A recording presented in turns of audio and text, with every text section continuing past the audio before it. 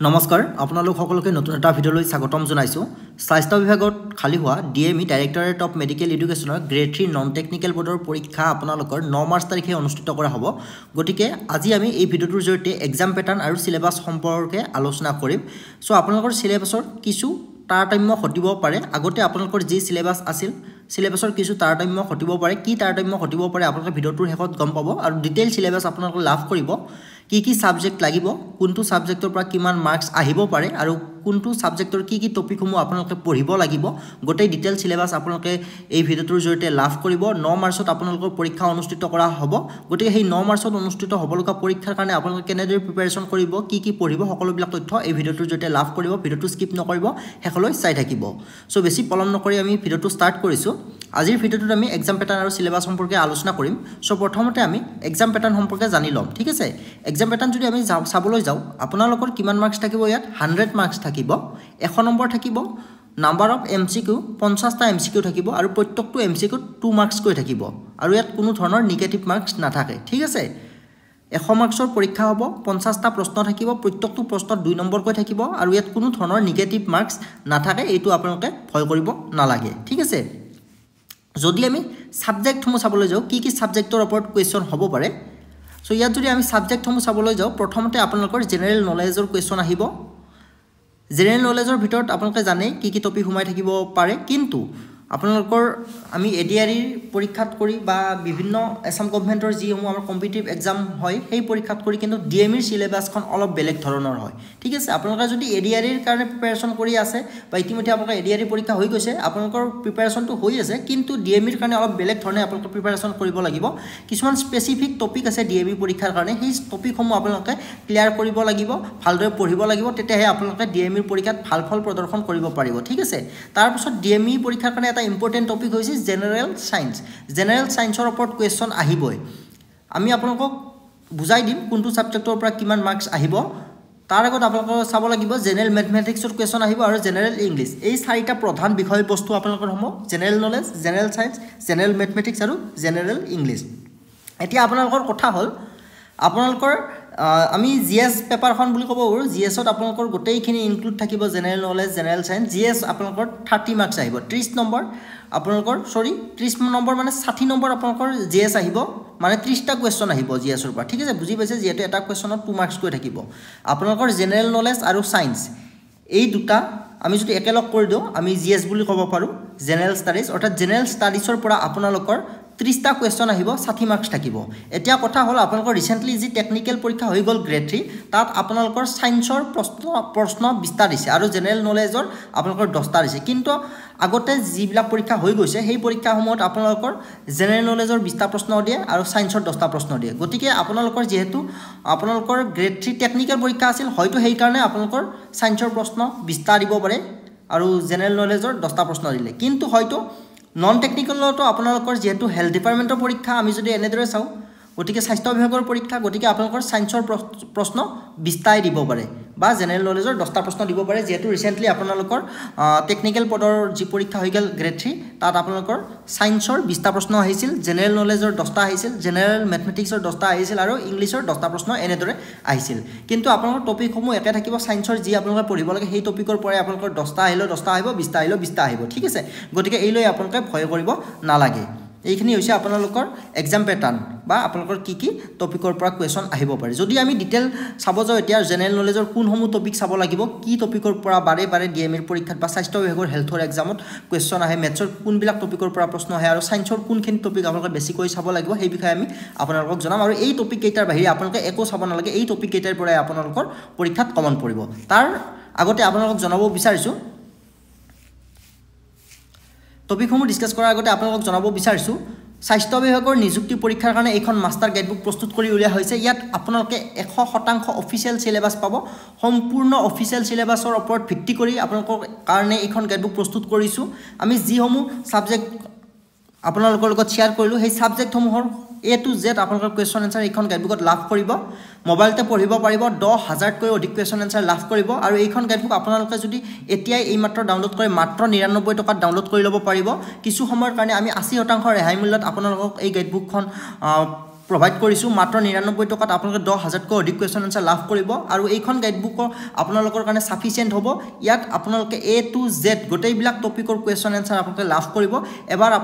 আপোনালোকে kindly decision box check কৰিব লিংকটো চেক কৰি আপোনালোকে চাব পাৰিব অন্তত গাইডবুকখন আপোনালোকে ডাউনলোড নকৰিলেও তাত আপোনালোকে কি টপিক পঢ়িব পাৰিব গোটেইখিনি আপোনালোকে বিস্তৃতভাৱে লাভ কৰিব ঠিক আছে সায়েন্সৰ A to Z কুৱেশ্যন ইয়াত ইনক্লুড কৰা আছে সায়েন্স হক মেথছ হক গোটেইখিনি ইংলিছৰ গোটেই টপিকবিলাক আপোনালোকে ইয়াতে লাভ কৰিব ঠিক আছে আপোনালোকে ডাউনলোড কৰি ল'ব পাৰিব লিংক ডেসিশন বক্সত দিয়া আছে এতিয়া ডাউনলোড কৰিলে ৰেহাই মূল্যত ডাউনলোড কৰি ল'ব পাৰিব 80% ৰেহাই মূল্যত মাত্ৰ 99 টকাত আপোনালোকে ডাউনলোড কৰি ল'ব পাৰিব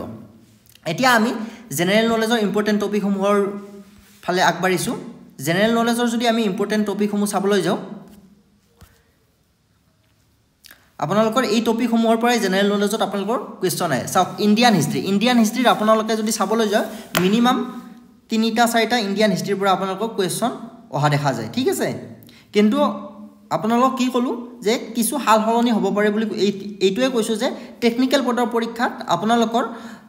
ইণ্ডিয়ান হিষ্ট্ৰীৰ পৰা হিমান কোৱেশ্চন নাহিল কিয় নাহিল যেহেতু আপোনালোকৰ সায়েন্সৰ পৰা 20টা কোৱেশ্চন দিলে কিন্তু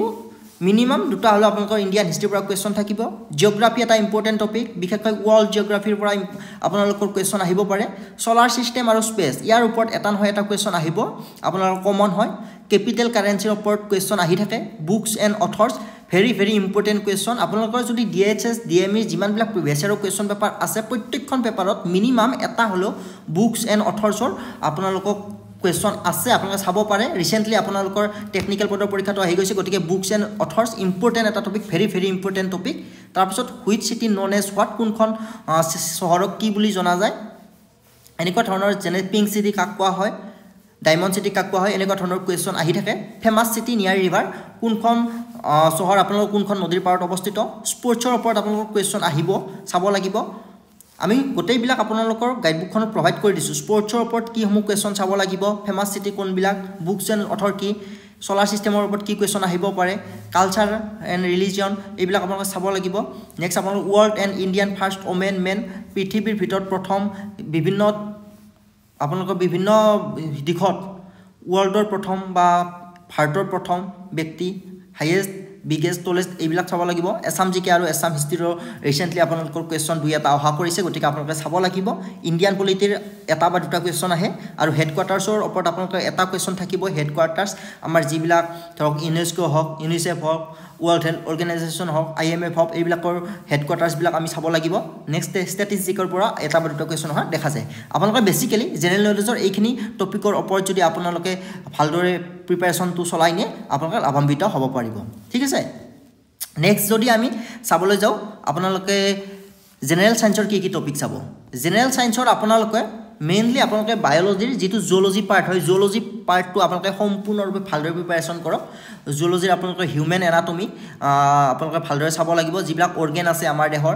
গ্লেণ্ডসমূহ এন্ডোক্ৰাইন গ্লেণ্ড হওক এক্সক্ৰিটৰি গ্লেণ্ড হওক এইবিলাক আপোনালোকে খুব ভালদৰে চাব লাগিব জুলজি পাৰ্টটো আপোনালোকে ভালদৰে প্ৰিপাৰেচন কৰিব তাৰ পিছত কেমিষ্ট্ৰি আৰু ফিজিক্সৰ বেসিক কথাখিনি চালে হ'ল কেমিষ্ট্ৰি আপোনালোকে উদাহৰণস্বৰূপে চাব পাৰে যে আপোনালোকৰ ৰূপৰ আপোনালোকৰ সংকেত কি বাহনৰ সংকেত যেটো ৰাসায়নিক নাম থাকে বা আইৰণৰ কি হয় এইবিলাক চাব পাৰিবে বা আমাক বেকিং সোডাৰ ৰাসায়নিক সংকেত এনেকুৱা ধৰণে আপোনালোকে বেসিক কথাখিনি কেমিষ্ট্ৰি চাব পাৰে আৰু ফিজিক্সৰ আপোনালোকে ইউনিটসমূহ চাব পাৰে ইউনিটসমূহৰ ওপৰতে বেছিকৈ কোৱেশ্চন আহে আৰু তাৰ যিসমূহ বেসিক কথা আছে ফিজিক্সৰ তাৰ ওপৰত আপোনালোকে ভালদৰে চাব লাগিব ঠিক আছে নেক্সট আপোনালোকৰ আমি মেথছৰ ওপৰত কম মেথছৰ কি টপিক আপোনালোকৰ ইম্পৰ্টেন্ট হয় মেথছৰ আপোনালোকৰ সিম্পলিফিকেশন যি বদমাছ ৰুল আছে তাৰ ওপৰত আহিব পাৰে বা ফ্ৰেকশনৰ ওপৰত সিম্পলিফিকেশনৰ আপোনালোকৰ মিনিমাম এটা বা দুটা কোৱেশ্চন আহিব পাৰ্চেন্টেজৰ ওপৰত কোৱেশ্চন আহিব ফ্ৰেকশন মিন যি আপোনালোকৰ মিন বহুলক উলিওৱা প্ৰফিট লছৰ ওপৰত আহিব পাৰে এজ প্ৰবলেমৰ ওপৰত আহে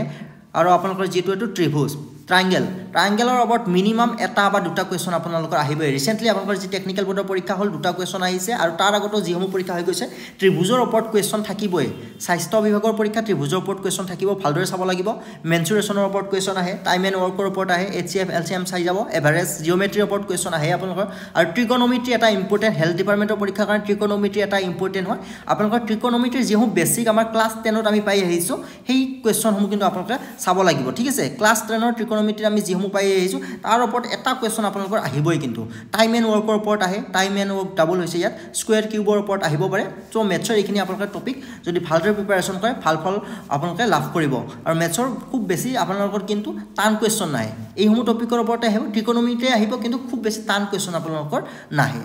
ঠিক আছে নেক্সট আপোনালোকৰ ইংলিছৰ ভিতৰত আপোনালোকে কি টপিক চাব ইংলিছৰ কিছুমান কমন টপিক থাকে সেই টপিক কেইটাৰ পৰা আহে আপোনালোকৰ চিনোনিম এণ্টোনিমছ আহিব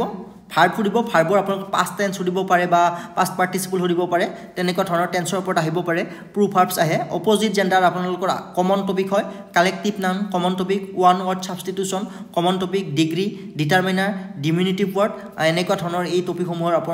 ওপৰত আপোনালোকে যদি প্ৰিপাৰেশ্যনটো চলাই নিয়ে খুব ভাল ফল প্ৰদৰ্শন কৰিব পাৰিব আৰু আমি ইউটিউব চেনেলৰ জৰিয়তে আপোনালোকৰ কাৰণে প্ৰিপাৰেশ্যনৰ ইম্পৰ্টেণ্ট ক্লাছসমূহ আগবঢ়াই আছোঁ আৰু আপোনালোকে যদি ভালদৰে প্ৰিপাৰেশ্যন কৰিম বুলি ভাবিছে আপোনালোকে আমাৰ গাইডবুকখনৰ জৰিয়তে ভালদৰে প্ৰিপাৰেশ্যন কৰিব পাৰিব সম্পূৰ্ণ চিলেবাছ অনুসৰি A to Z সকলোবিলাক তথ্য আপোনালোকে লাভ কৰিব যিসকলে এতিয়া ডাউনলোড কৰি লোৱা নাই ডাউনলোড কৰি ল'ব পাৰিব লিংক এই ভিডিঅ'টোৰ তলত ডেছক্ৰিপশ্যন বক্সত দিয়া আছে আৰু আপোনালোকে আমাৰ হোৱাটছএপ নম্বৰটো পাই যাব গাইডবুকখন ডাউনলোড কৰাৰ পিছত আপোনালোকে তাত আমাক কণ্টেক্ট কৰিব পাৰিব যদি ডাউনলোড কৰাত কিবা অসুবিধা পায় আৰু পৰৱৰ্তী সময়ত আপোনালোকৰ কাৰণে ইম্পৰ্টেণ্ট ভিডিঅ'সমূহ লৈ আনিম তাৰ কাৰণে আপোনালোকে আমাৰ চেনেলটো ভিজিট কৰিব ধন্যবাদ